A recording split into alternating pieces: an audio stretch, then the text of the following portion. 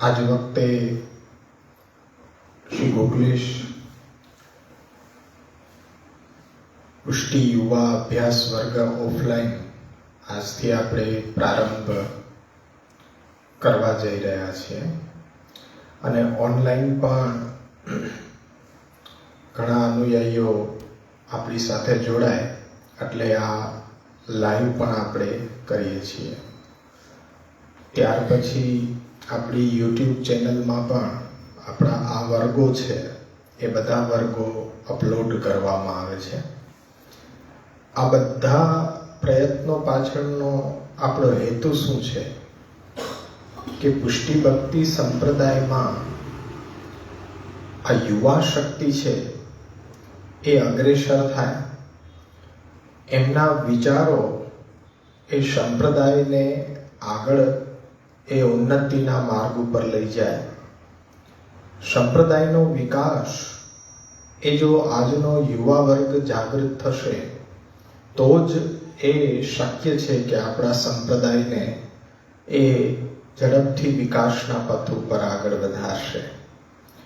એટલે સૌ પ્રથમ પ્રયત્ન એ જ છે કે આપણા સંપ્રદાયનો વિકાસ શ્રી મહાપ્રભુજીની વાણીનો અભ્યાસ કર્યા વિના શક્ય નથી. આપણા કરતાં પણ વધારે યુવા વર્ગ છે એમની કુશાગ્ર બુદ્ધિથી જો શ્રી મહાપ્રભુજીના વચનોને સમજે તો સંપ્રદાયને અવશ્ય બલ મળશે, વેગ મળશે. કારણ કે યુવા શક્તિ એવી છે કે યુવા શબ્દ જ એવો છે કે એનો અવળો કરો તો વાયુની અંદર જેટલી વેગ હોય એટલો જ યુવા શક્તિનો વેગ હોય છે, પણ એને યોગ્ય દિશા, સાચો માર્ગ અને સાચી સમજણ એ અવશ્ય કરાવવી જોઈએ. એટલે આપણે ઓનલાઈન માધ્યમથી તો 1 વર્ષથી આ યુવા વર્ગ ચલાવી રહ્યા છીએ અને પહેલા ઓફલાઈન પણ આપણે ચલાવતા હતા, પરંતુ વચ્ચે સમય સંજોગ અનુસાર ઓનલાઈન માધ્યમથી રેગ્યુલર રહ્યા, પણ હવે ઓફલાઈન માધ્યમથી આપણે પુનઃ એ શરૂઆત કરવા જઈ રહ્યા છીએ.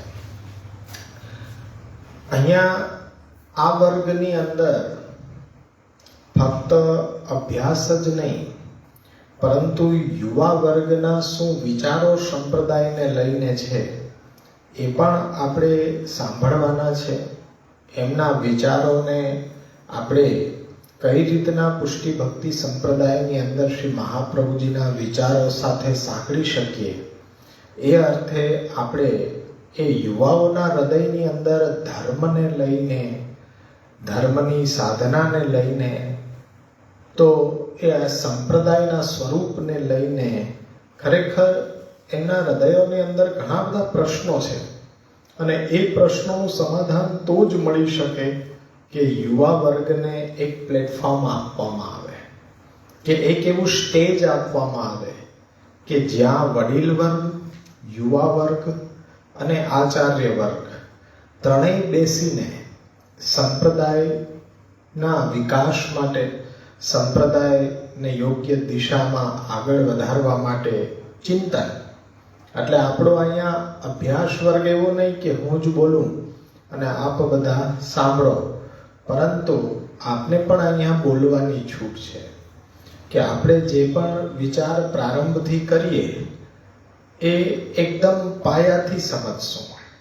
અહીંયા તો આપણા યુવા વર્ગ જે સંપ્રદાયને હજી જાણ્યો જ નથી, એ પણ આની અંદર આવશે તો એકદમ પાયાથી, બેઝિક, અને ડરવાની કોઈ આવશ્યકતા નથી કે અહીંયા કોઈ એવું ભારી ભરખમ અભ્યાસ કે કોઈ એવો ધર્મશાસ્ત્રનો અભ્યાસ કે એવું કરવાનું નથી, પરંતુ સંપ્રદાયને સરળ રીતથી કેવી રીતના આપણી જીવન પ્રણાલી બનાવવી એ માટે વિચારોનું આદાન પ્રદાન છે, એના દ્વારા આપણે આગળ એ વધવાનું છે.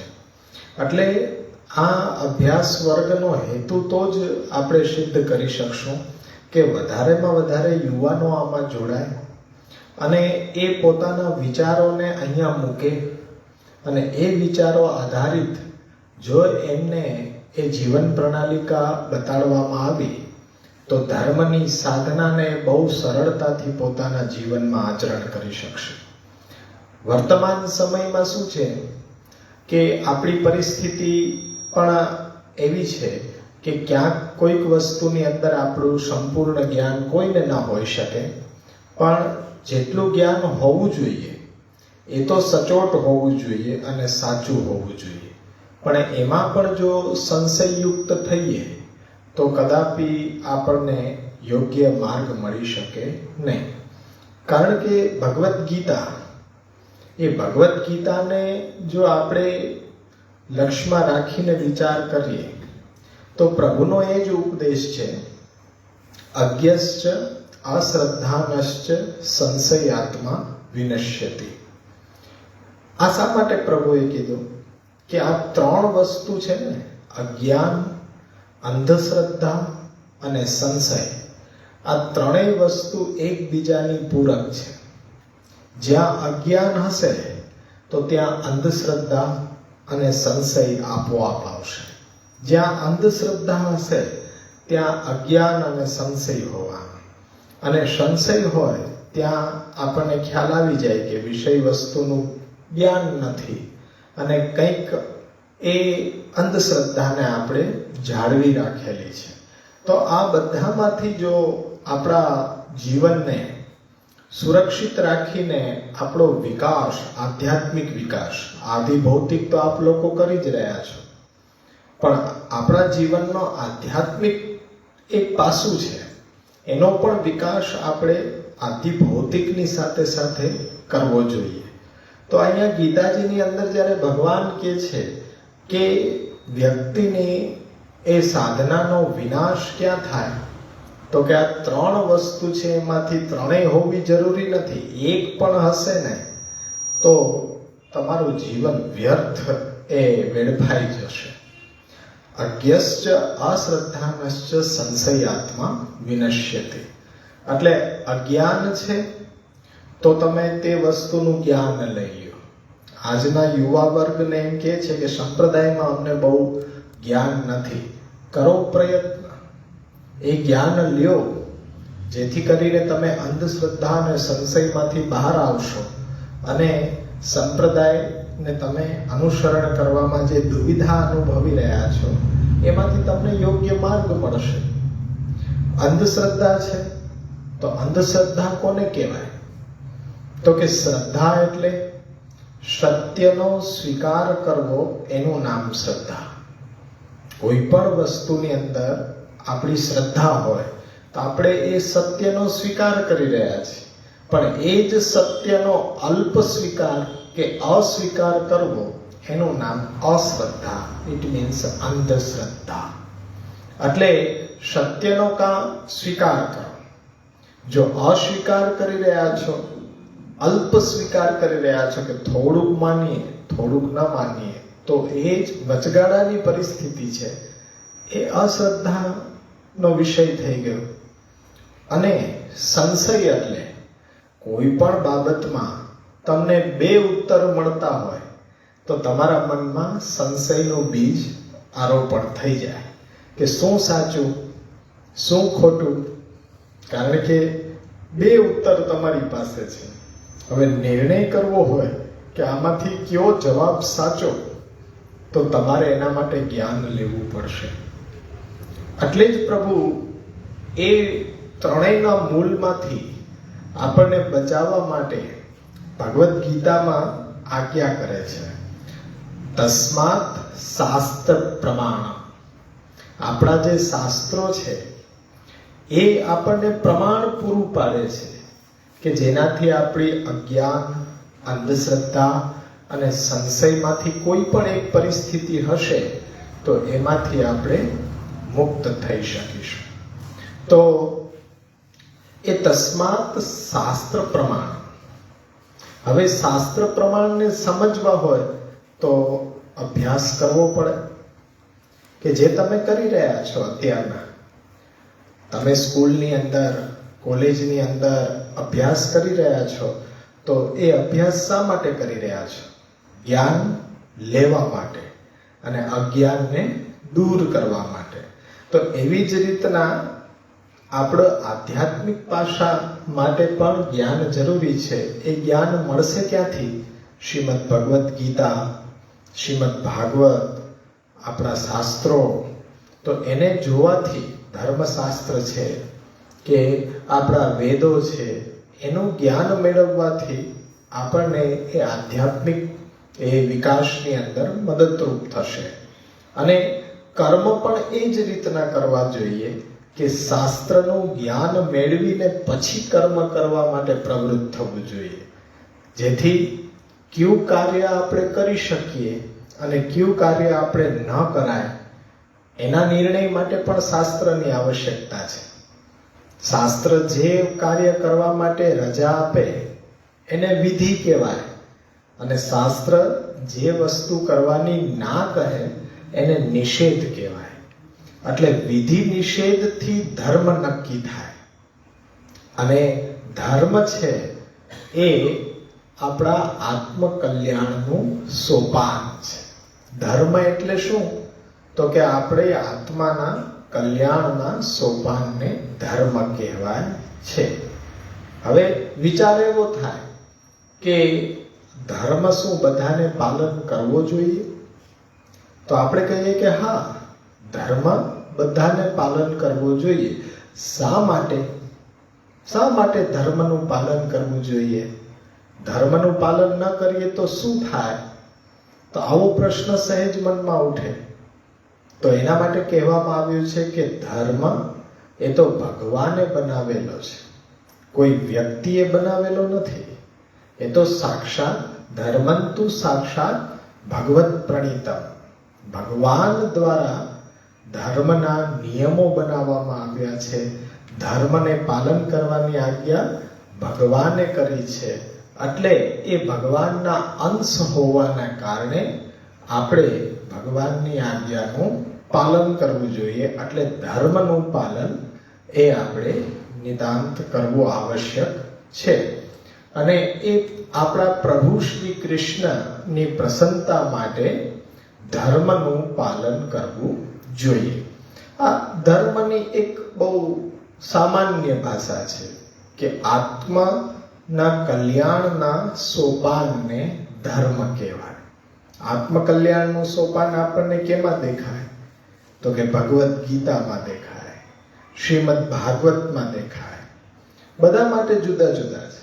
આપણી વૈદિક સનાતન પરંપરા માટે શ્રીમદ ભગવદ્ ગીતા, ભાગવત, વેદ, એની અંદર જે ધર્મ બતાડવામાં આવ્યું છે કે એનું પાલન કરશું તો આપણું આત્માનું કલ્યાણ થશે.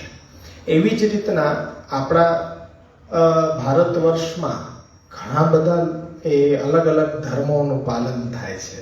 તો એમાં આપણે કહીએ કે જે ખ્રિસ્તી લોકો છે તો એના માટે આત્મકલ્યાણનું સોપાન શું છે?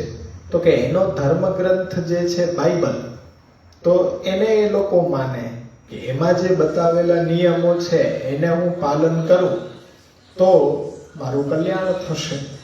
એમ અલગ અલગ ધર્મ માટે અલગ અલગ આત્મકલ્યાણના સોપાનો માટે શાસ્ત્રો અલગ અલગ છે. તો એ રીતના ધર્મનું જ્ઞાન મેળવવું નિતાંત આવશ્યક છે. એ વાત નિશ્ચિત થઈ.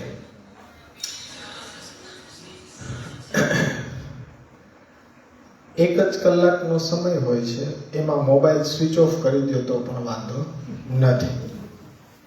કારણ કે વચ્ચે વચ્ચે એ વેણુનાદ થતો રહે તો બધાનું ધ્યાન ભંગ થાય. એટલે એવું કોઈ ઇમરજન્સી હોય તો બહાર જઈને વાત કરવી. અહીંયા ફોન વગાડવો જોઈએ નહીં. કારણ કે અહીંયા આ અભ્યાસ વર્ગ છે અને આ ક્લાસરૂમ છે. વિદ્યાર્થીઓને ખબર છે કે સ્કૂલે કે કોલેજોમાં મોબાઈલ લઈ જવા દે છે, તમને લઈ જવા દે છે મોબાઈલ. એમ અહીંયા પણ છે કે 5 કલાકની સ્કૂલ છે, આ 1 કલાકની સ્કૂલ છે. એટલે ધર્મનું જ્ઞાન આપણે લેવું જોઈએ. હવે ધર્મનું જ્ઞાન ક્યાંથી પ્રાપ્ત થાય? એવો પ્રશ્ન થાય ને કે ધર્મનું જ્ઞાન લેવું છે પણ ક્યાંથી પ્રાપ્ત થાય? તો વાત આવે સંપ્રદાયની. સંપ્રદાય એટલે કોઈને ખ્યાલ છે કે સંપ્રદાય એટલે શું? સંપ્રદાય એટલે શું? કોઈ બોલી શકશે? સંપ્રદાયની વ્યાખ્યા શું? કારણ કે આપણે અહીંયા અભ્યાસ કરવા જ બેઠા છે કે ભાઈ ધર્મ તો આત્મકલ્યાણના સોપાનને ધર્મ કહેવાય. આપણી આત્માનો કલ્યાણ જેના દ્વારા થાય એ સાધનને આપણે આચરણમાં મૂકીએ એને ધર્મ કહેવાય. પરંતુ આ ધર્મનું શિક્ષણ મેળવવું ક્યાંથી? તો કોઈ એમ કહે છે કે સંપ્રદાયથી. તો પણ સંપ્રદાય એટલે શું? પાછો એ પણ વિચાર થાય ને. તો સંપ્રદાય એટલે શું? સામાન્ય અર્થમાં એવું સમજો, પરંપરા. સંપ્રદાય એટલે પરંપરા. પરંપરા શું? તો કે પહેલો વિચાર તમને પરંપરાનો એ આપો કે તમે લોકો અભ્યાસ કરો છો, બરોબર?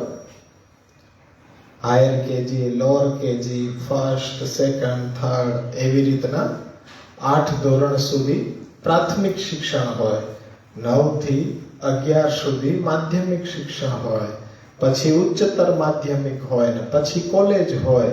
આ શું છે? પરંપરા છે. આ પરંપરા છે, અભ્યાસની પરંપરા છે. ત્યાર પછી આપણા પરિવારની અંદર જે રીત રિવાજ આપણે કરીએ છીએ કે એ રીત રિવાજ છે એ શું છે? પરંપરા. એ પરંપરા એ કેવી રીતના શરૂઆત થઈ? તો કે આપણા પૂર્વજોએ આપણને આપી. એ પરંપરા અત્યાર સુધી આપણે નિર્વહન કરી રહ્યા છીએ. તો આ એક પરંપરા છે. એટલે સંપ્રદાય એટલે પરંપરા. પણ પરંપરા છે એ કેટલા પ્રકારની હોય? પરંપરા 2 પ્રકારની હોય. એક આદિ અને બીજી અનાદિ. આદિ શબ્દ અને અનાદિ શબ્દ એટલે શું?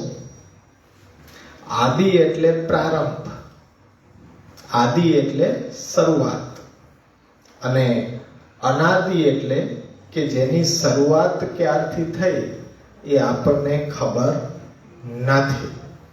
આ 2 પરંપરાઓ છે કે આદિ પરંપરા કે જેનો પ્રારંભ આપણને ખબર છે, પરંતુ અનાદિ પરંપરા, તો કે અનાદિ પરંપરા છે એનો પ્રારંભ ક્યારથી થયો એ કોઈ જાણતો નથી, એટલે અનાદિ પરંપરા થઈ.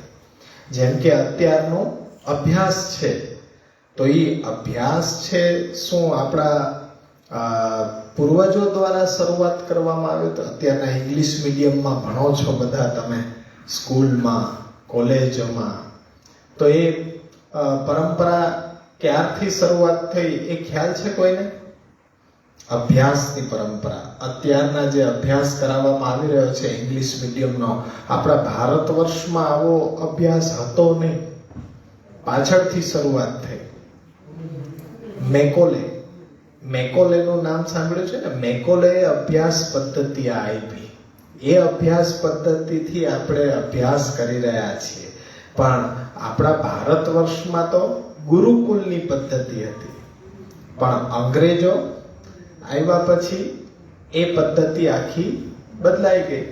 એ પરંપરા અત્યાર સુધી આપણે સાચવી રાખી છે. આપણી મૂળ પરંપરા નથી, પણ કોઈકે આપેલી પરંપરા આપણે ચાલુ રાખેલી છે. હવે પરંપરા એટલે શું? તો કે આદાન અને પ્રદાન. આદાન અને પ્રદાનથી જે પરંપરા ચાલતી હોય, આદાન એટલે આપણે કોઈની પાસેથી લીધેલી, અને પ્રદાન એટલે આપણે એને આગળ આપીશું. પરંપરા એ રીતના ચાલુ થાય, આદાન અને પ્રદાન. તો આદાન એટલે કે આપણે પૂર્વજો પાસેથી લીધી, પછી હવે આપણે આપણી સંતતિને પાછી આપશું, એટલે આદાન અને પ્રદાનથી બધી પરંપરા ચાલે. હજી એક સરસ મજાનું ઉદાહરણ જુઓ. મેં જે કપડાં પહેર્યા છે એ કપડાં, અને તમે બધાએ જે કપડાં પહેર્યા છે એ કપડાં, આ કંઈક બે પરંપરા દેખાય છે. કે આ કંઈક જુદી છે, અહીંયા બધાની કંઈક જુદી છે. તો આ ક્યારથી ચાલુ થઈ?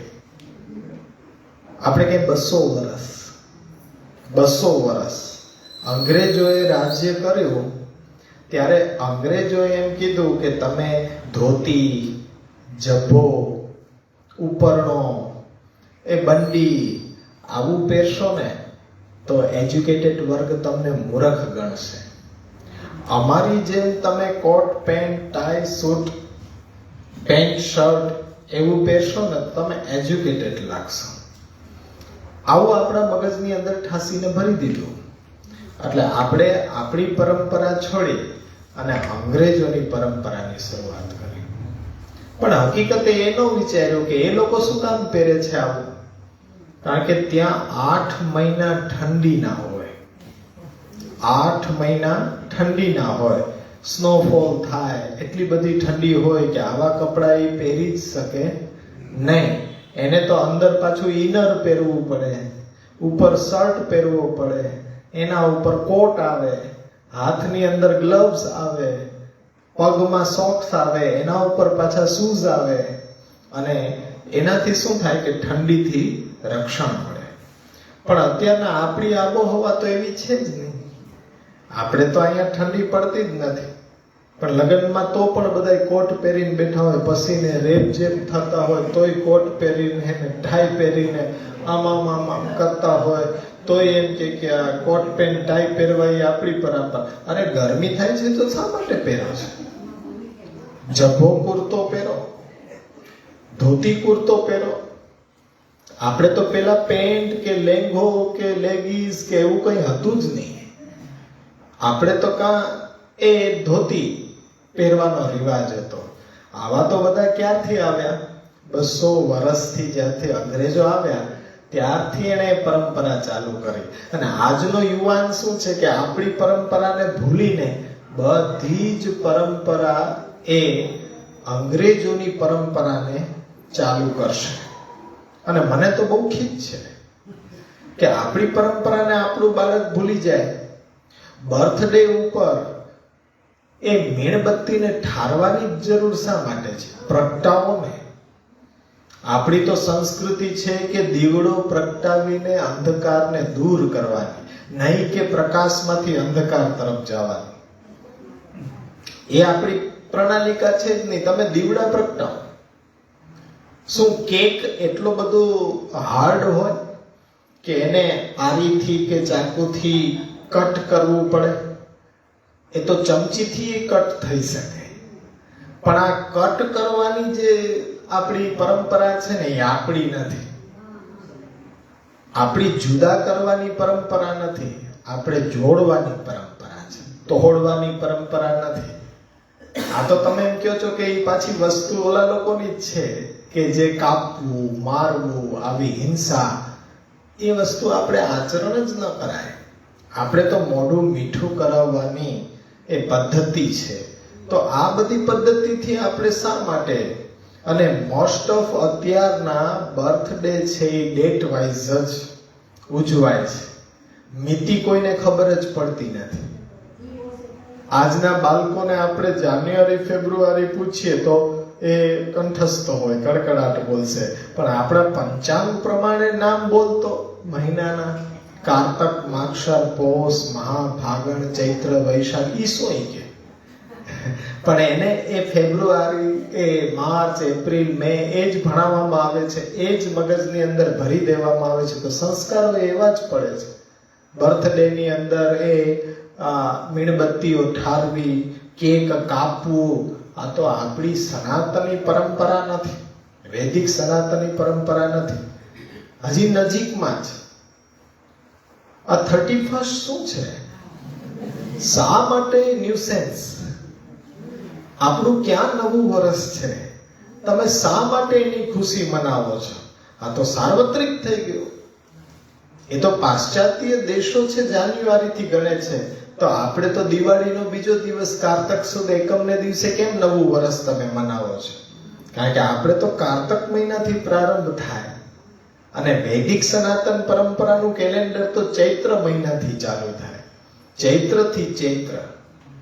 તો તમારા નવા વર્ષમાં કોઈ વખતે એ લોકો એટલી ખુશી મનાવે છે કે જે 31st કરીને યુવાનો આજે એ આંધળી દોટ મૂકી છે અને એની ખુશી એ લોકો મનાવે છે? ખ્યાલ છે કે આજે એ 200 વર્ષની ગુલામીમાંથી છૂટ્યા, આપણે છતાં પણ આજે ગુલામ છીએ. કોઈ પણ રાષ્ટ્રને જો ખતમ કરવું હોય તો એની સંસ્કૃતિ ઉપર પ્રહાર કરવામાં આવે છે. ઘણી બધી, જો ગ્રીક સંસ્કૃતિ હતી તો એ અત્યારના લુપ્ત થઈ ગઈ, કારણ કે એ સંસ્કૃતિ, એ પરંપરાને જાળવનારું કોઈ છે જ નહીં. એ લોકોએ આ રીતના પરંપરા નષ્ટ કરી છે. આપણી પણ કે એ લોકો એની પરંપરાને સાવ ભૂલી જ જાય, એ સંસ્કૃતિને પાલન કરનારા લોકો રહે જ નહીં, બધા પાશ્ચાત્ય સંસ્કૃતિને જ ફોલો કરે. તો કોઈ પણ દેશને ગુલામ બનાવી રાખવો હોય તો એની માનસિકતા આપણે એ બગાડવી જોઈએ. એટલે આ મોટો બધો એક એજન્ડા છે કે ભારત વર્ષની અંદરના યુવાનો, એમનું ભવિષ્ય છે, તો યુવાનોના એ મગજની અંદર પાશ્ચાત્ય સંસ્કૃતિને આપણે એવી બંધ બેસાડી દો કે એની સંસ્કૃતિને માનતા જ બંધ થઈ જાય. આજે આપણે મોડર્ન યુગમાં, મોડર્ન બનવાની આંધળી દોટમાં આપણે આપણા વિનાશ તરફ આગળ વધી રહ્યા છીએ. અને આજે આ ભારત વર્ષ છે, એ ભારત વર્ષનું ગૌરવ, આપણી સંસ્કૃતિનું ગૌરવ, આપણા શાસ્ત્રો, આવી ધરોહર એ બીજા કોઈ પણ સંસ્કૃતિ પાસે કે બીજા કોઈ પણ દેશ પાસે છે નહીં. આ વસ્તુનું ગૌરવ લેવું જોઈએ યુવાન વર્ગે, કે આ વસ્તુનું ગૌરવ લ્યો અને આપણી સંસ્કૃતિને જાળવવા માટે અભ્યાસ કરો. તો આ પરંપરા છે. પરંપરા આદાન પ્રદાનથી શરૂઆત થાય. એવી જ રીતના ધર્મનું શિક્ષણ આપવા માટે, જેમ તમે સ્કૂલ જાઓ છો, કોલેજમાં ભણો છો, શેના માટે? તો કે જ્ઞાન મેળવવા માટે. તો એ સ્કૂલ કોલેજ તમને જ્ઞાન આપે છે. એવી જ રીતના ધર્મનું શિક્ષણ ક્યાં અપાતું હોય? તો કે સંપ્રદાયની અંદર. સંપ્રદાય એટલે આપણે સામાન્ય ભાષામાં કહીએ તો પરંપરા, સંપ્રદાય એટલે કે ધર્મનું શિક્ષણ જ્યાં મળતું હોય એવી સ્કૂલ, એવી કોલેજ, એવી યુનિવર્સિટી કે જ્યાં ધર્મનું શિક્ષણ આપવામાં આવતું હોય. તો ભારત વર્ષમાં તો આટલા બધા સંપ્રદાયો છે. બધા એમ પ્રશ્ન થાય ને કે ધર્મનું શિક્ષણ જો મેળવવું હોય તો શું એક જ સંપ્રદાય પૂરતો ન હોત? એક જ સંપ્રદાય હોત તો શું વાંધો આવે?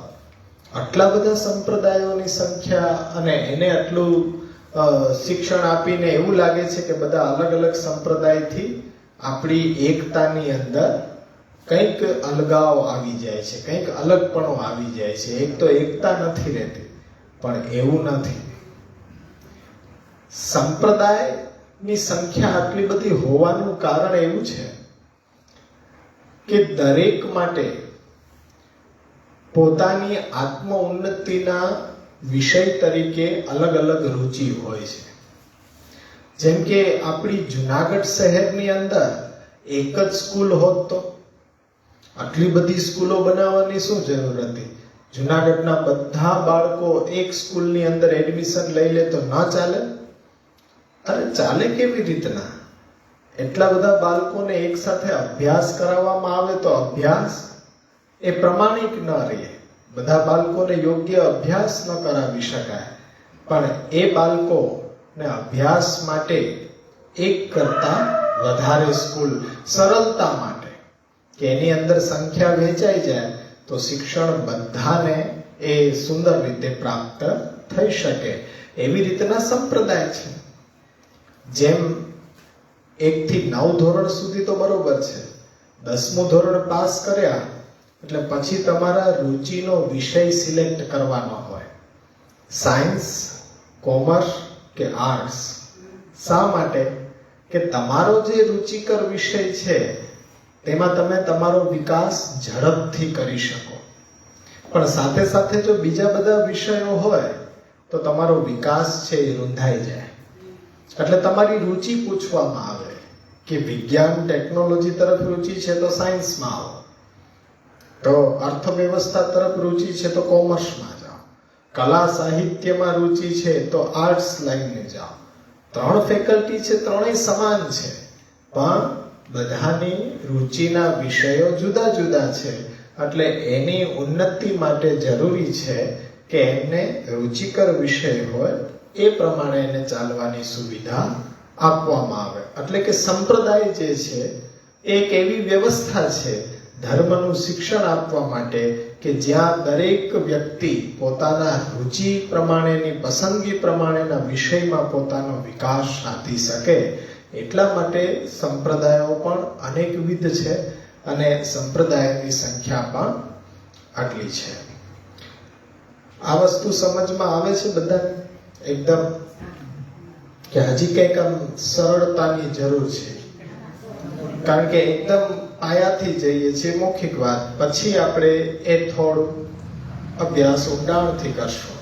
તો ધર્મની બાબતમાં અને સંપ્રદાયની બાબતમાં કોઈને કંઈ પ્રશ્ન, મનમાં જિજ્ઞાસા હોય તો પૂછી જ લેવા.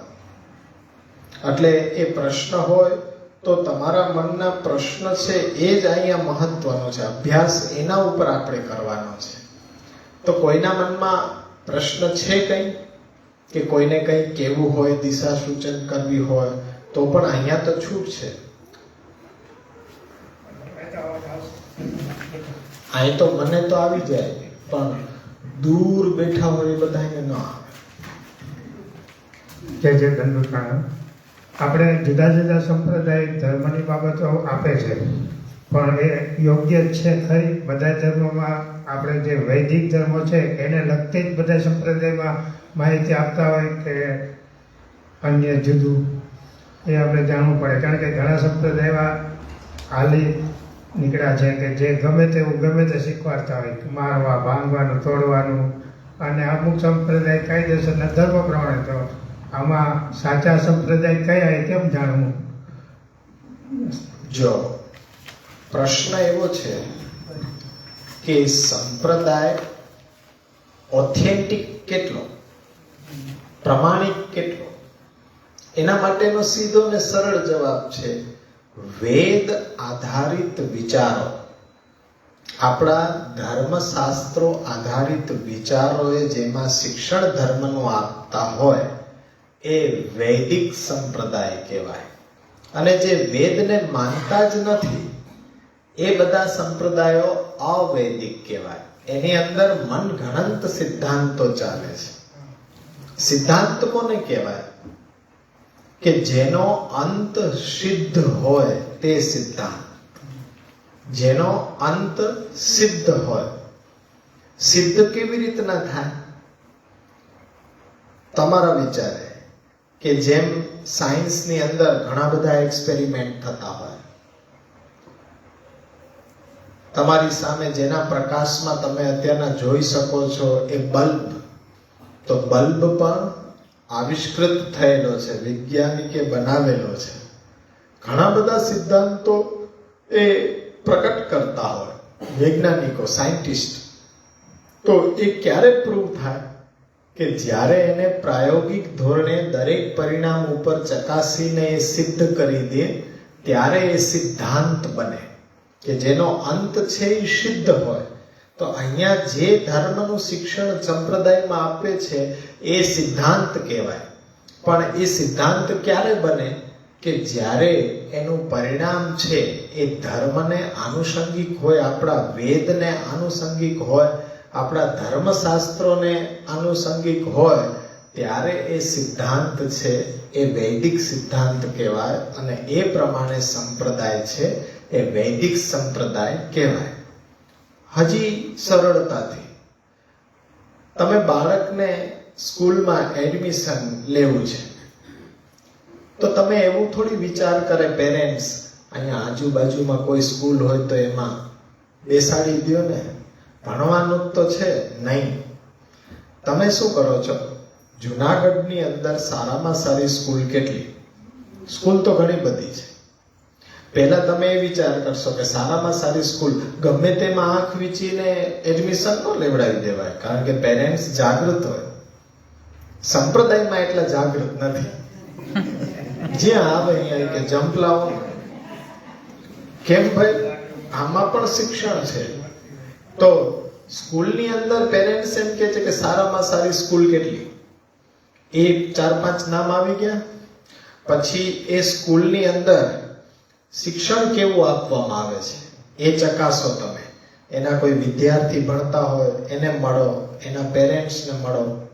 સ્કૂલની અંદર જોવા જાઓ, ત્યાંના શિક્ષકો કેટલા છે, ત્યાંની ડિસિપ્લિન કેવી છે, નિયમિતતા કેવી છે, એ બધું તમે ત્યાંના વિદ્યાર્થીઓને, ત્યાં ભણતા વિદ્યાર્થીઓના વાલીઓને પૂછો અને પછી તમે નિર્ણય લ્યો કે આ સ્કૂલની અંદર મારે મારા બાળકનું એડમિશન કરાવવું છે. તો સંપ્રદાયને તો હજી આપણે સમજ્યા કે સંપ્રદાય એટલે એક એવી વ્યવસ્થા. પણ હવે જ્યારે સંપ્રદાયની પસંદગીની વાત આવશે ને, ત્યારે એ સ્કૂલમાં જેમ તમે ચકાસણી કરો છો એમ સંપ્રદાયને પણ પસંદગી કરવા માટે પહેલા એના નિયમો જાણવા જોઈએ. ત્યાં એની સાધના પ્રણાલી શું છે એ જાણવી જોઈએ. કયા સિદ્ધાંતોના આધાર ઉપર એ કાર્ય કરે છે એ જાણવું જોઈએ. અને એ બધા સિદ્ધાંતો છે એ વેદને અનુકૂળ હોવા જોઈએ, આપણા ધર્મશાસ્ત્રને અનુકૂળ હોવા જોઈએ. તો એ પ્રમાણિક એટલે કે ઓથેન્ટિક સંપ્રદાય કહેવાય. પણ જ્યાં ત્યાં તમે કંઠી બાંધી લ્યો કે જ્યાં ત્યાં તમે માથું નમાવી લ્યો તો આજે જેમ પ્રશ્ન આવ્યો એવું જ થાય કે આપણો એ આધ્યાત્મિક વિકાસ રૂંધાઈ જાય. આપણે જવું છે ક્યાં અને પહોંચી ક્યાં જઈએ? આજે બાળકોને સારામાં સારું શિક્ષણ મળે એવી ઈચ્છા હોય તો આપણને આપણા આત્માના કલ્યાણની પણ એટલી જ અવેરનેસ હોવી જોઈએ. આજે આપણને નથી દેખાતો, આત્મબળ નબળું પડ્યું છે. કેમ? કે આપણી આત્માનો જે ખોરાક છે એ આ આધ્યાત્મિક ચિંતન છે. આજે એ આપણે સ્વયમે ઓછું કર્યું એટલે આજે આપણો આત્મવિશ્વાસ પણ નબળો પડ્યો. અને સંપ્રદાયની અંદર જો યોગ્ય શિક્ષણ લેવું પડે, હવે સ્કૂલે તો બાળકો રોજ જતા હોય ને, કે અઠવાડિયે 1 દિવસ સ્કૂલ તો રોજ જવું પડે ને. પણ આપણી તો સ્કૂલ અઠવાડિયામાં એક દિવસ છે. કેવી સ્કૂલ છે, સરસ. અને પાછી 1 જ કલાક, અને 1 કલાકમાં તો તમને છૂટી. તો આવી સ્કૂલમાં તો ભણવું જ જોઈએ ને. અને પાછો ત્યાં શિક્ષણ છે એકદમ પ્યોર અને ઉચ્ચ ક્વોલિટીનું, અને એ ધર્મશાસ્ત્રને અનુકૂળ શિક્ષણ. એટલા ઓછા સમયમાં વગર ફીએ સ્કૂલે જવું ન પડે. તમારા ઘરે સ્કૂલ આવે તો અભ્યાસ કોણ ન કરી લે? તમારે જવું પડે છે. બાકી તો એવું થાય ને કે તમારે બધાને ભણવું છે તો મારા ઘરે આવો, હું શું કામ જાઉં? પણ શિક્ષક ચાલીને વિદ્યાર્થીના ઘરે આવે. આ કેવી સ્કૂલ સરસ છે, આ કેવી કોલેજ સરસ છે કે સામેથી શિક્ષક તમારા સમય, તમે કહો તો 9 વાગે તો 9 વાગે, તમે કહો બપોરના 3 વાગે તો 3 વાગે, તમને ભણાવવા માટે તમારા સમયે. તમે કહો કલાક જ તો કલાક, તમે કહો છો કે આજે 2 કલાક લેજો, વાંધો નથી તો 2 કલાક. તમારી અનુકૂળતા, તમારો સમય, તમારું જ ઘર, અને ત્યાં શિક્ષણ મળે છે એ પણ ફ્રી ઓફ કોસ્ટ. તો એ પાછું શિક્ષણ કેમ તમને વિશ્વાસ ન આવે? આજે આપણે આટલી મહેનત કરી તો 5 ચહેરા નવા દેખાય છે, બાકી તો છે એ જ છે. બાકી તો આપણે બધા છે એ જ છે. પણ 5 ને 50, 50 ને 500 થતા વાર ન લાગે. અમે તો એ ધ્યેય ઉપર આધારિત છીએ. અમે તો જ્યાં જઈએ ને, અમુક જગ્યાએ તો 2 જ જણા હોય, એ પણ બિચારા સર્વે ધર્મે બેઠા કે પધાર્યા હોય એટલે હવે અમારું ઘર છે, અમે તો ક્યાંય જઈએ જ ન શકીએ, બીજા બધા આવે ન આવે, પણ અમારે તો બેસવું જ પડે પછી સામે. તોય અમારો ક્લાસ ચાલતો હોય. આ વિલક્ષણતા છે કે 2 ના 20 થતા વાર ન લાગે, 20 ના 200 થતા વાર ન લાગે. પણ અમારું શિક્ષણ એવું છે કે અમે ક્વોન્ટિટીમાં માનતા જ નથી, ક્વોલિટીમાં માનીએ છીએ. ભલે એક વિદ્યાર્થી હોય પણ એવી રીતના સાંગોપાંગ તૈયાર થાય કે જે બીજા 10 ને ભણાવી શકતો હોવો જોઈએ. એવું શિક્ષણ એ અમે ધારીએ છીએ કે અમને ખુદને એવો ખ્યાલ છે કે અહીંયા 500 ની સંખ્યા નથી થવાની, અહીંયા 50 ની સંખ્યા નહીં થાય, 25 ની નહીં થાય, રહેશે 15 થી 20 ની સંખ્યા. એમાંથી પણ જો કોઈ સાંગોપાંગ રીતે તૈયાર થાય ને તો ખરેખર સંપ્રદાયનો વિકાસ છે. માણસોને ભેગા કરવામાં સંપ્રદાયનો વિકાસ નથી, મહેલો ચણી દેવામાં સંપ્રદાયનો વિકાસ નથી. પણ એક અનુયાયી જો સાચું શિક્ષણ મેળવીને પોતાના ઘરની અંદર એ ધર્મ પ્રણાલિકાને જીવતો થઈ જાય ને તો બસ એ સંપ્રદાયનો સૌથી મોટો વિકાસ છે. પણ અત્યારના જે તમે નજરે જોઈ રહ્યા છો એ કોઈ સંપ્રદાયનો વિકાસ નથી. સંપ્રદાયનો વિકાસ તો ક્યારે થાય કે એના માટે લાગીને મહેનત કરવું પડે, એમ વિકાસ થઈ જાય. તમારા ઉદાહરણ માટે કે આપણા દેશને સ્વતંત્ર કરવા માટે ચળવળ ચલાવી, કેટલા વર્ષો ચલાવી, કેટલાય પોતાના જીવ ખોયા, ત્યારે આજે આટલી સ્વતંત્રતા તમે ભોગવી રહ્યા છો. આજે જે માણી રહ્યા છો, ગમે ત્યાં હરીફરી રહ્યા છો, ગમે ત્યાં ઊભા રહ્યા છો, ક્યારે કે આની પાછળ કેટલાનો જીવ ગયો છે ત્યારે. અને એ ચળવળ ચાલુ કરી ત્યારે શું 200 જણા હતા? નહીં, ફક્ત 1 જણો હતો. 1 માંથી 100 થયા, 100 માંથી 1000 થયા, 1000 ના 10,000 થયા. અને ત્યાં સુધી કટિબદ્ધ હતા કે અમારું લક્ષ્ય છે એ પામીને જ રહેશું, પછી એમાં જીવ ખોવો પડે તો પણ એ સ્વીકાર્ય છે. એટલી કટિબદ્ધતા જોઈએ. અહીંયા એટલું બધું તો આકરું કામ નથી. ખાલી 1 કલાક આવીને બેસીને અભ્યાસ કરવાનો, એ સમય ફાળવવાનો છે. તો એ પ્રશ્ન સારો છે કે સંપ્રદાયની એ જે પસંદગી છે, તો એ સંપ્રદાયને કેવી રીતના પસંદ કરવો એ પણ આપણે આગળ જોતા જશું. બીજી કોઈ અન્ય જિજ્ઞાસા ખરી? કોઈને પ્રશ્ન ખરો? કંઈ પણ કેવી રીતના એ શરૂઆત કરવી, સંપ્રદાયને કેવી રીતના જાણવો, આપણા ગ્રંથોને અભ્યાસ કરવા માટે એકદમ બેઝિક પાયો શું છે, આ બધા પ્રશ્નો છે કે જે તમે પૂછી શકો કે કેવી રીતના આગળ ચાલવું, શું આપણે કરી શકીએ, અહીંયા તમને કેવું શિક્ષણની અપેક્ષા છે, જિજ્ઞાસા છે, તો એ તમે પૂછી શકો છો. છે કોઈને પ્રશ્ન? આજે આપણે ધર્મ વિશે સર્વપ્રથમ સમજ્યા, પછી સંપ્રદાયનો એક આછો પાતળો ખ્યાલ લીધો, પછી આપણે સંપ્રદાયની હવે વ્યાખ્યા, સંપ્રદાયને કેવી રીતના આપણે ચકાસવા, એ આખું બેઝિક નોલેજ અહીંયા મેળવવાનું છે.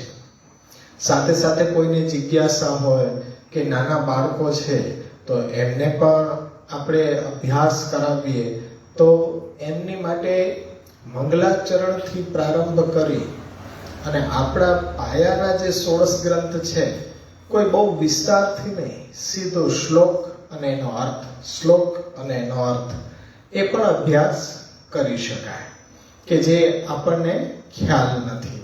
તો એવું પણ આપણે 10-15 મિનિટ રાખશું કે બાળકો હોય તો પણ એ અભ્યાસ કરી શકે, અને એમાં પાછું આપણી પણ ચકાસણી થાય કે ચાલો આજે આપણે મંગલાચરણના 5 શ્લોકો છે, તો એ 5 શ્લોકનો અર્થ આપણે કોઈ વડીલ પાસેથી પૂછશું કે આવો અને તમે અહીંયા બોલો.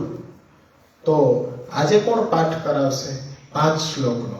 કારણ કે નાના બાળકો પણ આવ્યા છે, તો એને પાયાથી શિક્ષણ મળે કે મંગલાચરણ શું છે. પહેલા તો મને એ કોઈ કહો કે મંગલાચરણ શું છે? આવી જિજ્ઞાસા હોય બાળકોને, તો એ ખ્યાલ નથી કે મંગલ આચરણ એ મંગલાચરણ. કોઈ પણ કાર્યની શરૂઆત કરીએ, સ્કૂલની અંદર તમે સવારમાં જાઓ એટલે સીધું લેક્ચર કે પીરિયડ ચાલુ થઈ જાય? ના, એમ કે છે કે પહેલા પ્રેયર બોલવાની હોય. પ્રેયર શા માટે બોલવાની હોય? એ માટે કે મંગલ આચરણ, આપણે જે કાર્ય કરવા જઈ રહ્યા છીએ એ નિર્વિઘ્નપણે પૂર્ણ થાય એવી કામના માટે આપણે પ્રભુને પ્રાર્થના કરીએ, તો એ છે મંગલાચરણ. એટલે શરૂઆતમાં આપણે હંમેશા કાર્યની શરૂઆતમાં મંગલાચરણ કરવું જરૂરી છે. તો એવી રીતના આપણો જે સંપ્રદાય છે, આપણા સંપ્રદાયનું નામ શું છે? પુષ્ટિ ભક્તિ સંપ્રદાય. પુષ્ટિ ભક્તિ સંપ્રદાય આપણો સંપ્રદાય છે. હવે એનું શિક્ષણ આપણે લેવા બેઠા છીએ, તો શરૂઆત મંગલાચરણથી કરાય ને. આપણે મંગલાચરણનો પાઠ કર્યો હતો, તો આપણું મંગલાચરણ છે કેટલું સુંદર છે. 5 શ્લોકોનું મંગલાચરણ છે. એ 5 શ્લોકો અદ્ભુત શ્લોકો છે, એકદમ સરળ, અને એ 5 શ્લોકોથી આપણે દરેક કાર્યની શરૂઆત કરીએ. મંગલાચરણ છે તો એ મંગલાચરણના 5 શ્લોક આપ બધામાંથી કોણ અહીં આવીને બોલશે? પાઠ હો, ખાલી પાઠ. અર્થને બીજાને પૂછશું. ચાલો આવો, ત્યાં માઈક આપો, ત્યાંથી બોલો.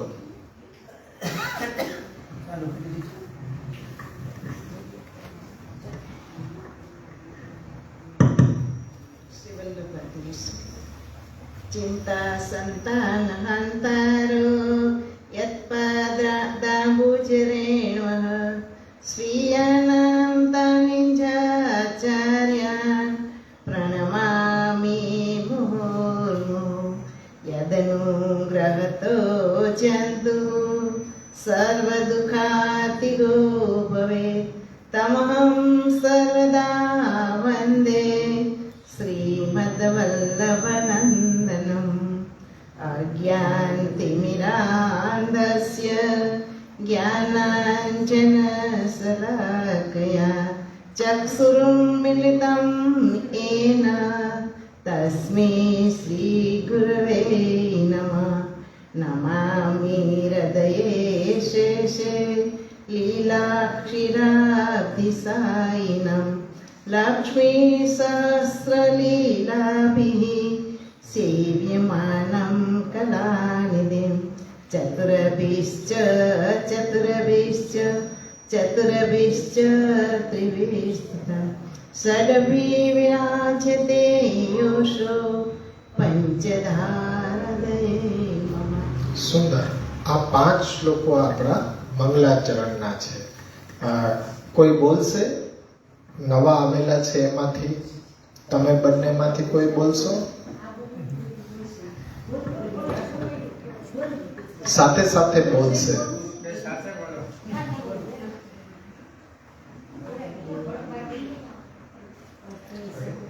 ચાલો, અર્થ નહીં પણ ખાલી શ્લોક હું બોલાવું પછી તો બોલશો ને. માઇક ઉપર એક એક શબ્દ બોલાવો છો.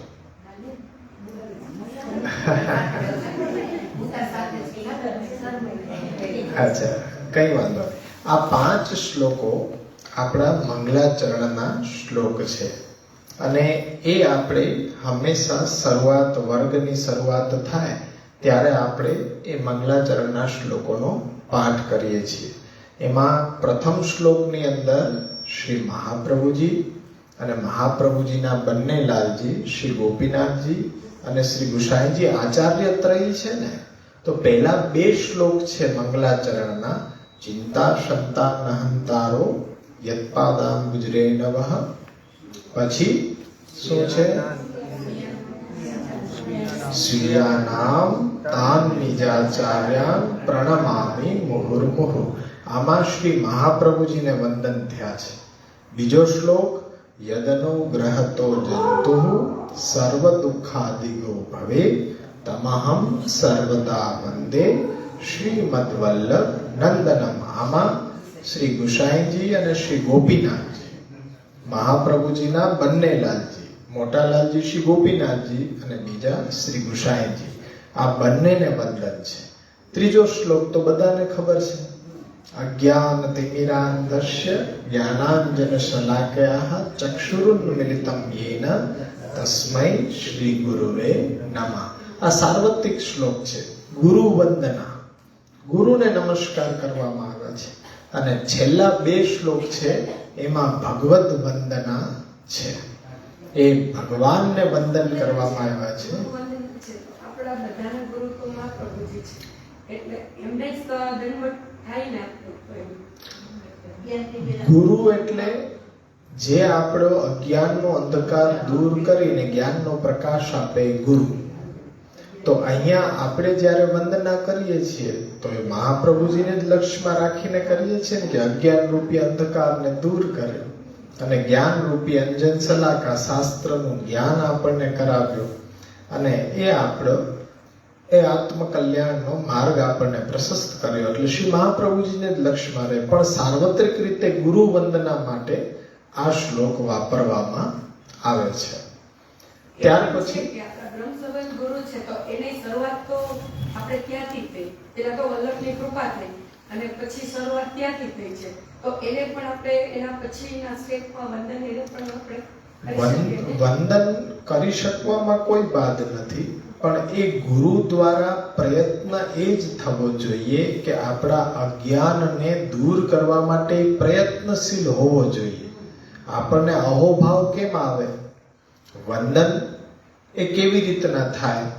તો કે આપણા માટે કંઈક એ વિશેષ કાર્ય કરી રહ્યા છે, આપણને કંઈક જ્ઞાન કરાવી રહ્યા છે. આપણો જે પણ ભક્તિ માર્ગ છે તો ભક્તિ માર્ગનું શિક્ષણ આપણને આપી રહ્યા છે. તો આપણને અહોભાવ થાય તો આપણે એ દીક્ષા ગુરુને પણ વંદન કરવા જોઈએ. પણ મહાપ્રભુજી છે એ વલ્લભ વંશજોના મૂળ છે. હવે વૃક્ષ હોય એનું મૂળ જ છે, એમાં જલ પવાય, એમાં આપણે જલ પીવડાવીએ તો ડાળી પાંદડે જલ પહોંચી જાય. પણ આટલા મોટા વૃક્ષના એક પાંદડા ઉપર જલ પીવડાવવા જઈએ તો જલનોય બગાડ થાય, આપણા સમયનોય બગાડ થાય, શક્તિનોય બગાડ થાય. એટલે અહીંયા મહાપ્રભુજી લક્ષ્યમાં રાખશો, બધા આવી ગયા એની અંદર. એટલે શ્રી મહાપ્રભુજીને વંદન આપણે કરીએ છીએ.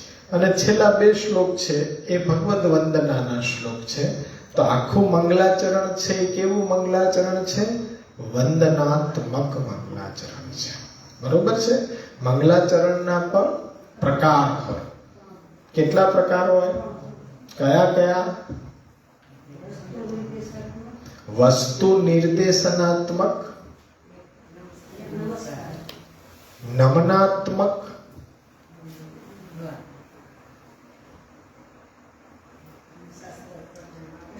અને આશીર્વાદાત્મક. વડીલોએ જો અભ્યાસ કર્યો ભૂલી જાય છે, આગળનું ભણે પાછળનું બધું ડિલીટ. જેમ આપણે છીએ ને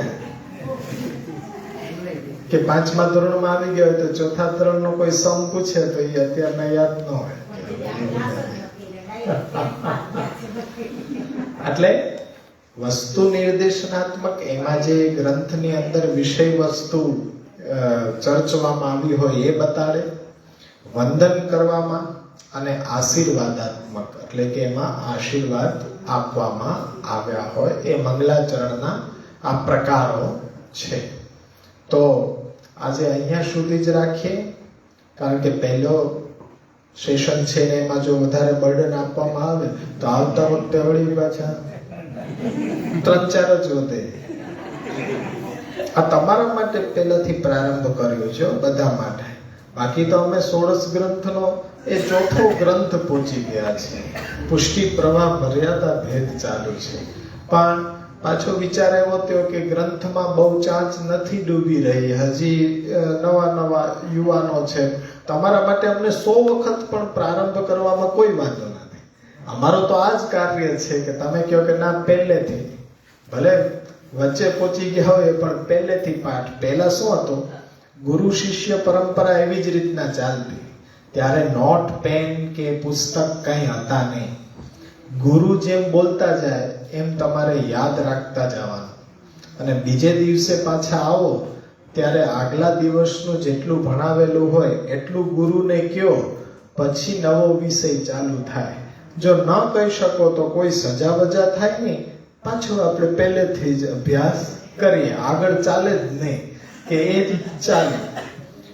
એને કહેવાય કે આવર્તન પદ્ધતિથી અભ્યાસ કરવો. આવર્તન પદ્ધતિથી અભ્યાસ કરવો એટલે શું? મને જે વ્યાકરણ ભણાવતા એ દરભંગાના એ આચાર્ય હતા. દરભંગાથી એ અહીંયા અભ્યાસ કરાવવા માટે આવ્યા. એ અમારી ઘરે જ રોકાતા અને રોજ સવારના વ્યાકરણનો પહેલો ગ્રંથ લઘુ સિદ્ધાંત કૌમુદી, અને ત્યાંથી એ સૂત્રોને ભણાવતા. પહેલા દિવસે બહુ મજા આવતી કે એક જ સૂત્ર ભણાવે, એ તો ફટાફટ યાદ રહી જાય. બીજે દિવસે તરત એ કહી દઈએ એટલે બીજું સૂત્ર આવી જાય. પછી બીજા દિવસે 2 સૂત્ર થઈ જાય. પહેલા બહુ મજા આવે, પણ 50 સૂત્ર થઈ જાય ને પછી બહુ તકલીફ પડે. અને એ બીજે દિવસે આવીને એટલું જ કે કાલનું બોલાવેલું છે બધું બોલવાનું ચાલુ કરી દો. પછી કે આગળનું 1 સૂત્ર નવું થશે. એમાં જો ક્યાંય ભૂલ પડી કે 25 સૂત્ર બોલ્યા, 26મું ન આવડ્યું તો 26મા સૂત્રથી આજે પાછું ચાલુ કરીએ આપણે. ક્યાં ન સમજાણું તો અમારે એ તૈયાર કરવું જ પડતું જો આગળ વિષય ચલાવવો હોય તો. પણ અમને ત્યારે બહુ કંટાળો આવતો. તો એ આજે ખ્યાલ આવે છે કે એવું શા માટે કરતા, કે જો તમે એ આવર્તન કરતા રહ્યો તો પહેલા જે સૂત્ર છે એ તો કેટલી વાર થઈ જાય.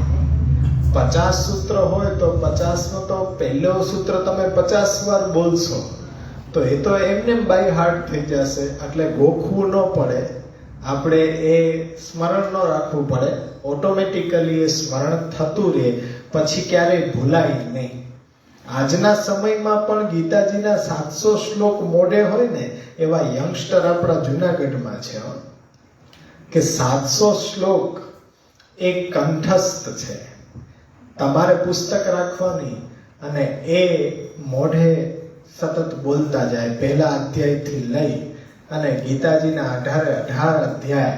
કારણ કે મને ખ્યાલ છે કે આવતો ગુરુવાર લગભગ ગીતા જયંતિ છે, એકાદશી, મોક્ષતા એકાદશી અને ગીતા જયંતિ છે. અને આપણો આ વર્ગ હશે તો એને હું બોલાવીશ કે ગીતાજીના શ્લોકનું અહીંયા પાઠ કરાવે. એટલે આપણે 1-1.5 કલાકની અંદર એ ભલે અમુક અધ્યાયોના જ પાઠ કરીશું પણ એ આપણને કરાવશે. એવું કંઈક આયોજન આપણે આવતા વર્ગ ગીતા જયંતિ છે અને ગીતાજી વિશે થોડુંક આપણે બધા ચિંતન કરીશું. તો હા, 18 અધ્યાય કરો તો 3 કલાક જેવું થઈ જાય. પણ આપણે અહીંયા મુખ્ય જે 15મો અધ્યાય છે, 12મો અધ્યાય છે, તો એવા અધ્યાયનો પાઠ કરીશું. પ્રથમ અધ્યાય છે ને 18મો અધ્યાય છે. એવી રીતના સિલેક્ટેડ અધ્યાય કરીએ તો 1-1.25 કલાકના આપણો જે પિરિયડ છે એની અંદર ગીતા જયંતિનો ઉત્સવ પણ આપણે મનાવાઈ જાય. દરેક યુવાનોએ મનાવવું જોઈએ. આ ગીતા જયંતિ પર્વ, ગીતાજીનો અભ્યાસ કરવા માટેનો સંકલ્પ એ દિવસે લેવો જોઈએ. રોજ એક શ્લોક અર્થ અનુસંધાન સાથે દરેક યુવાનોએ એ વાંચવો જોઈએ, સમજવો જોઈએ અને જ્યાં ન સમજાય ત્યાં અમને પ્રશ્ન કરવો જોઈએ. તો આ ગીતા જયંતિના ઉત્સવથી એ ગીતાજીનું પણ આપણે અધ્યયન કરવા માટે કટિબદ્ધ બનીશું. અને આવતો યુવા અભ્યાસ વર્ગ છે ગુરુવાર અને એ જ દિવસે ગીતા જયંતિ છે. તો આપણે ગીતા જયંતિના ઉત્સવને પણ આપણે સાથે મળીને મનાવશું. તમને બધાને ભગવદ્ ગીતા એ પુસ્તક સાથે લઈ આવવાનું રહેશે. નહીં લઈ આવો તો અહીંયા વ્યવસ્થા હશે, કારણ કે સ્કૂલ એવી છે કે ચોપડા ન લાવો તો અહીંથી મળે, નોટપેડ ન લઈ આવો તો અહીંથી મળે, પણ ભણવાનો સમય આપવાનો તમારે છે. અંતમાં કોઈને હજી જિજ્ઞાસા, કઈ પ્રશ્ન શેષ છે?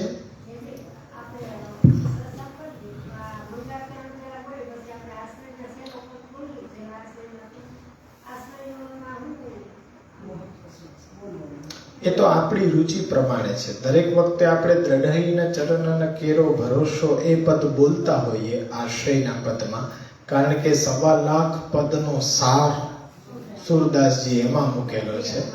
બાકી બધાની રુચિ પ્રમાણે બોલતા હોય. ગોવર્ધન કી રહીએ તરેટી, કૃપા એક લાલન જુકી ચાહીએ, આવા વિવિધ પદો છે કે જે આપણને હા ત્યારે તો હતા એવા ઈચ્છુક લેવા વાળા, અત્યારના નથી. અત્યારના નદી વહી જાય છે, નદીના કિનારે બેઠા છો. હવે અહીંથી જે ઓનલાઈન નિહાળે છે ને એ બધા તમને એમ એપ્રિશિએટ કરે છે કે કેટલા કે ભાગ્યશાળી વૈષ્ણવ છે કે અમને તો એક દિવસ ગુરુવાર મળે. આ લોકો તો કે રોજે રોજ આપની પાસે આવીને અભ્યાસ કરતા હશે ને. હવે આપણે શું થાય એમ કેવું પડે કે હા, એ તો અહીં આવો તો ખબર પડે કે કેવું કેટલું મહત્વ છે. મેં કીધું એ ઘરમાં ગંગા વહેતી હોય ને એનો પછી એ કોઈ મહાત્મય ન રહે. પણ આ લોકો એમ કે છે કે અમે જુનાગઢમાં જો ઘર લઈ લઈએ પછી તો કેટલો અભ્યાસ થઈ શકે રોજ આપની પાસે આવીને. પણ અહીંના લોકોને નથી. એટલે હા, મહાપ્રભુજીના ચરણ કમલનો દ્રઢ આશ્રય એ જ આપણા સકલ મનોરથ પૂર્ણ કરતા છે. અને એના સિવાય બીજા કોઈ પણ સાધન છે આપણા માટે નિરર્થક છે. એવો દ્રઢ આશ્રય જો શ્રી મહાપ્રભુજીના ચરણ કમલનો થઈ જાય તો આપણો બેડો પાર થઈ જાય.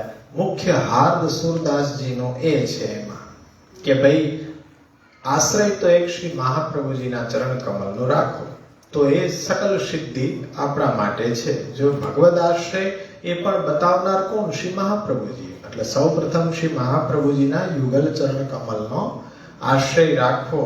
એ સુરદાસજીએ 1.25 લાખ, કારણ કે સુરદાસજીને સ્ફુરણા ક્યાંથી થઈ? સુરદાસજીને તો શરણે આવ્યા પછી સુરદાસજીએ કીધું કે મેં તો કોઈ દિવસ ભગવદ લીલા તો મને કોઈ પરિચય જ નથી ભગવત લીલા. જેમ યુવાનો આવે ને કે અમને કઈ પરિચય જ નથી, પણ મહાપ્રભુજી તો સામર્થ્યવાન છે. એમણે કીધું કે ભાઈ દસમ સ્કંદની અનુક્રમણિકા ખાલી ભણાવી દીધી ને, તરત સુરદાસજીને બધી જ ભગવત લીલા સ્ફુરિત થઈ ગઈ. આ મહાપ્રભુજીની વાણી એવી છે કે એકવાર આપણો યુવાને હાથમાં લઈ લે ને પછી તો આચાર્ય વાણી છે, વાગપતિ છે, આપોઆપ એ સ્ફુરવા મળે. આ ચરવિત તાંબુલ મુખારવિંદમાં એ મૂકી દીધું, મુખારવિંદમાંથી લઈને એ ગોપાલદાસજીના વાણી સ્ફુરિત થઈ ગઈ. અને કેવી વાણી સ્ફુરિત થઈ કે નવ આખ્યાનની રચના થઈ ગઈ. તો આજે પણ એ શક્ય છે, પણ ક્યારે? દ્રઢઈના ચરણ કેરો ભરોસો. જો ભગવદ આશ્રય અને મહાપ્રભુજીના ચરણ કમલનો આશ્રય છે તો આજે પણ એ ચમત્કાર થઈ શકે છે. ફક્ત પ્રયત્ન કરવાની જરૂર છે.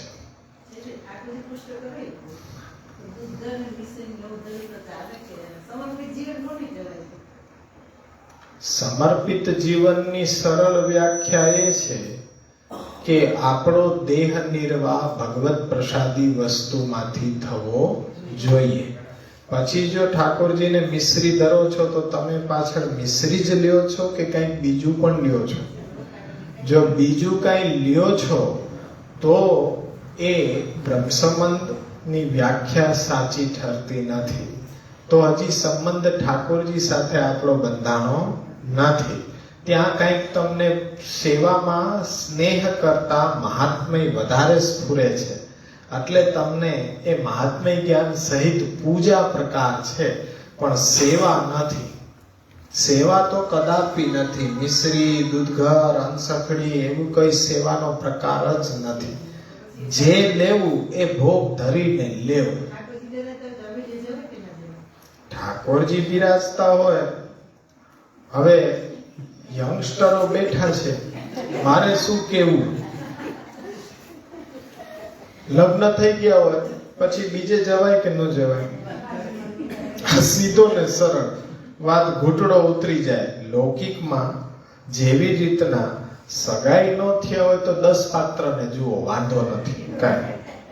પણ એકવાર એક પાત્રને પસંદ કરી અને એની સાથે વરી ગયા, પરણી ગયા, પછી જો કોઈ બીજો ફોટો ખીચામાંથી નીકળે એટલે પછી તો કોઈ સહાયક નહીં. દ્રઢઈના ચરણ કેરો ભરોસો. શું થાય એ તો તમે ભલી ભાંતિ સમજો છો. જ્યારે ઠાકોરજી ઘરે પધારી ગયો, આપણો પતિ એ ગમે તેવો એ આપણો જ કહેવાય. ગોરો હોય, કાળો હોય, લૂલો હોય, લંગડો હોય, ગમે તેવો હોય, આપણો પતિ આપણો પતિ. બાજુવાળાનો હીરો હોય, ગમે તેવો હોય, પણ એનાથી આપણે શું મતલબ? આ માફ કરજો, કારણ કે વાત એવી છે, તમે તો એવું બોલો કે આપણો આમ હૃદય વિંધાઈ જાય. અરે હૃદય વિંધાઈ જાય તો એ વિંધવા જ આવ્યા છીએ કે ભાઈ તમે જે કાર્ય કરી રહ્યા છો, કે ઉઠીને તમે બીજે દર્શન માટે દોડાદોડી કરી રહ્યા છો ઘરના ઠાકોરજીને છોડીને, તો તરત કોઈ બ્રહ્મ જ્ઞાન આપે અમને કે જેને ઠાકોરજી ન બિરાજતા હોય એ શું કરે? અરે મહાપ્રભુજી કીધું ઠાકોરજી ન બિરાજતા હોય શ્રીમદ ભાગવતનું દર્શન કરે, શ્રીમદ ભાગવતને વાંચન કરે. ન સમજાય તો એમનો વંશ તો છે જ, એમને પ્રશ્ન કરે અને એ સમજે, એમાં સમય એ આપે. પણ ખોટી દોડાદોડીમાં સમય ન ગાળે. એટલે એ મંગલમુખી સદાય સુખીનો નિયમ આપણામાં નથી, પુષ્ટિ ભક્તિ સંપ્રદાયમાં નથી. પુષ્ટિ ભક્તિ સંપ્રદાયમાં તો ભક્તિ છે એ કરવા માટેનું ઉત્તમમાં ઉત્તમ સ્થાન કીધું છે, ભક્તનું ઘર. તમારું ઘર જ એ તમારી ધર્મ સાધના માટેનું ઉત્તમમાં ઉત્તમ સ્થાન છે. એને છોડીને બીજે ક્યાંય ભક્તિ ન થઈ શકે. પછી સેવા બિરાજતી હોય તોય ભલે, ન બિરાજતી હોય તોય ભલે, ખાલી શ્રી કૃષ્ણ શરણમમાં કરવું હોય તોય તમારા ઘરની અંદર બેસીને, તો તમને એ બધા જ ફળની પ્રાપ્તિ થશે. પણ જો ભક્તિના નામે તમે બહાર ધક્કામુક્કી કરો છો, એવા કોઈ સ્થાનમાં જાઓ છો, તો ક્યારે પણ તમને ત્યાં એ ભગવાન કે ભક્તિ કેવો ભાવ ક્યાંય હોઈ શકે નહીં. એટલે સેવા છે એ પ્રદર્શનનો વિષય નથી. જેમ એક પ્રેમી યુગલ એ એકાંત પસંદ કરે વાર્તાલાપ માટે, ભીડ પસંદ ન કરે, એમાં પુષ્ટિ ભક્તિ સંપ્રદાયમાં ઠાકોરજી અને એક ભક્ત વચ્ચેનો પ્રણય છે, સ્નેહનો વાર્તાલાપ છે, એ સેવા. તો એ તો એકાંતમાં જ વાર્તાલાપ થાય ને, કે જાહેરમાં આવીને વાર્તાલાપ ન થાય. એટલે જાહેરમાં આવે તો પુષ્ટિ ભક્તિ સંપ્રદાયની દ્રષ્ટિએ ભક્તિ નથી, પણ એ ભગતિ છે. ભક્તિ અને ભગતિ, ભગવાનથી દૂર ભાગવાનો રસ્તો એ ભક્તિ. અને ભક્તિ આપણા ઘરમાં થાય, બહાર જે કરતા હોય એ બધા ભગતિ. એટલે આપણા સંપ્રદાયના પરિપ્રેક્ષ્યમાં કહી રહ્યો છું. દેવાલયની વાત આખી જુદી છે. દેવાલયમાં જઈને દર્શન કરવાની કોઈ સૈદ્ધાંતિક બાદ નથી, પણ દેવાલય છે એ આપણે આગળ સમજશું કે શું દેવાલય, શું ઘરની સેવા, શું સ્વાર્થ પ્રતિષ્ઠા, શું પરાર્થ પ્રતિષ્ઠા, આ બધા આગળના વિષયો છે. અત્યારના તો પ્રારંભમાં છે કે પ્રારંભમાં પહેલા જ એટલું બધું બર્ડન આપી દેવામાં આવે કે પછી સીધું ઓવરડોઝ થાય. પણ ધીમે ધીમે પહેલવાન બનવું હોય તો એક જ દિવસમાં 5 લીટર દૂધ પી જાઓ તો પહેલવાન બની જાઓ. અરે ન બની શકાય, હોય એનાથી જાય. 5 લીટર દૂધ પી લે તો, પણ ધીમે ધીમે પાચન શક્તિ જેમ સુધરતી જાય એમ આપણી એ ખોરાક લેવાની શક્તિ વધતી જાય. તો એ રીતના એ પણ સાધના છે. તો એવી રીતના જ્ઞાન પણ એવી સાધના છે કે એક સાથે બધું પી ન લેવાય, એક સાથે બધું એ આપણે લઈ લઈએ તો પચે નહીં. ધીમે ધીમે એ સ્ટેપ બાય સ્ટેપ આગળ વધવાની. એટલે જ તો આખી આ પદ્ધતિ બનાવવામાં આવી છે. કેમ બાળકોને પહેલા પ્લે હાઉસમાં મોકલો, તેમાં કંઈ ભણાવવાનું ન હોય, એમાં ખાલી બાળકને ઘરેથી છૂટા પાડીને અહીંયા આવતા થાય અને બેસતા થાય, અહીંયા રમવાનું જ હોય. એમ આપણું આ પ્લે હાઉસ છે અત્યારના આ લેવલ ઉપર. ત્યાં પછી કોલેજના પ્રશ્ન પૂછો તો બાળક રડવા માંડે કે હા શું, ત્યાં કાંઈ થોડું ભણાવાય. ત્યાં A for apple, B for a તો 2 મહિના બેસે ને પછી ચાલુ કરાવાય, બાકી તો ભાગી જાય બીજા દિવસથી. આ તો પહેલો દિવસ છે, એને થોડુંક બોલવા દો, આપણે થોડુંક કહીએ, પછી એ રીતના એમને રુચિ વધે, આવતા થઈ જાય. પછી ધીમે ધીમે એ કડે એક થાય, પછી આ યાત્રા ચાલુ થાય. અત્યારના તો ખાલી બેસાડવાના છે કે આવે બધા બેસે, આનંદથી વાતચીત કરે. 1 કલાકની અંદર નિર્ધારિત સમય ક્લાસ ચાલુ થાય, નિર્ધારિત સમય પૂરો થાય. આવો 1-2 મહિના ચાલે ને પછી એમને ટેવ પડે કે સ્કૂલે જવાનું હોય. આપણે રડતા પહેલા અહીંયા કેટલા આપણે ફોન કરે, આ બધું મેસેજ મોકલીએ ત્યારે આવે બધા, અને આવતા હોય તો જ પેલા શિક્ષણ ચાલુ કરી દે તો કે હા તો બધું બાઉન્સ જાય છે, આમાં આપણું કામ નહીં. એટલે આવીને અહીંયા થોડુંક હળવા ફૂલ જેમ આનંદ કરવાનો છે કે રમતા રમતા શીખવાનું છે. એટલે હળવું એકદમ લાઇટ એજ્યુકેશન. પછી આગળ જતા જતા જેમ પાચન શક્તિ સુધરશે એમ આગળ ડોઝ આપશું કે આ શું છે સ્વાર્થ પ્રતિષ્ઠાન. પછી એ રુચિ કેળવાઈ જાય.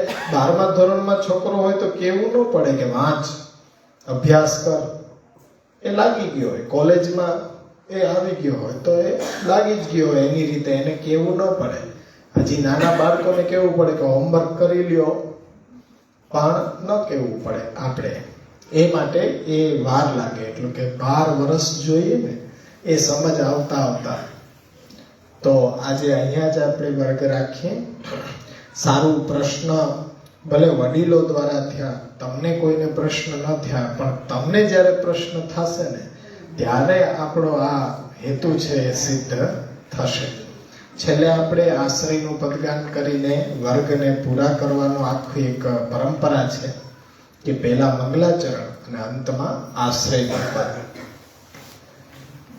દ્રઢહીન ચરણ કેરો ભરોસો, દ્રઢહીન ચરણ કેરો, શ્રી વલ્લભ નખ ચંદ્ર છટા દિન सब जुग माज अंधेरो भरोसो दृढ़ इन चरण के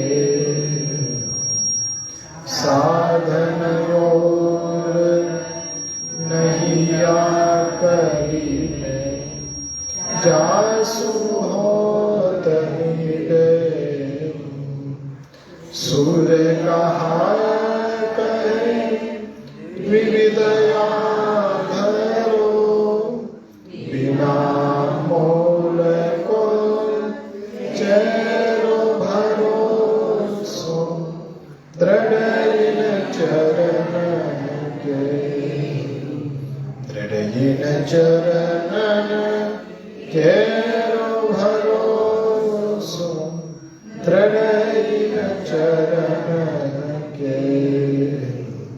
श्री वल्लभाधीश श्री गोपीनाथ जी परम दयाल की जय। श्री गुसाई जी परम दयाल